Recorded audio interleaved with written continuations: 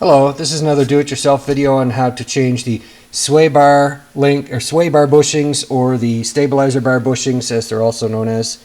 And I had replaced these a couple of years ago with cheap aftermarkets, and they only lasted about 12,000 kilometers. Really disappointing.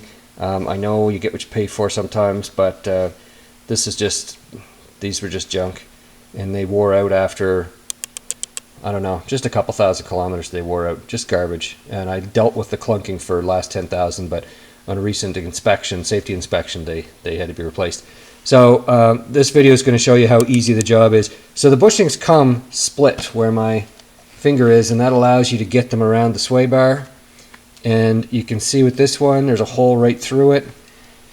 The ones I bought to replace it were made by Moog. Moog is a quality aftermarket parts manufacturer. They are guaranteed for life, so I am going to keep my receipt. Here's the part number, Moog K7326, and that would be for the 1 1/4 inch sway bar that I've got. So before you go buy your used part or your new parts, make sure you take a caliper and measure the size of your sway bar, or bring the old bushings in, but even that might be tricky because if they're worn, it could give you a false reading. So here's what the bushing looks like without the bracket on it. Here's what it looks like with the metal bracket. You see it's got 2 bolt holes to hold it on.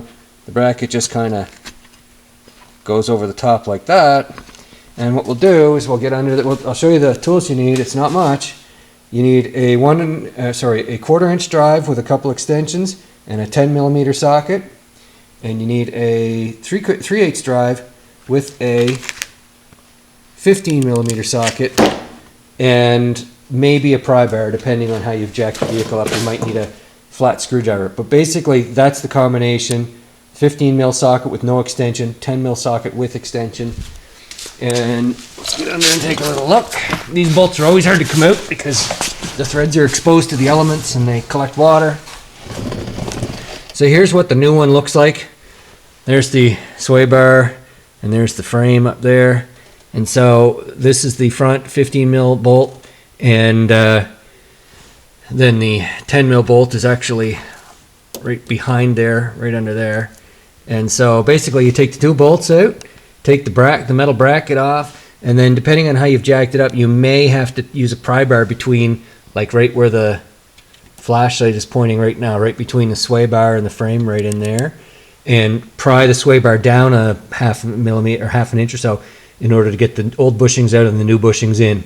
So you do that, you get your new bushings in, put the bracket back on, you bolt it up. You don't need to crank those bolts on so tight that they're going to shear off or strip. And I'd recommend anti-seize them too before you put them in. But anyway, you do that and do it to both sides. Takes about 10 minutes. Once you've got the vehicle jacked up, about 10 minutes. So it's a really easy job and anybody can do it. Don't be intimidated.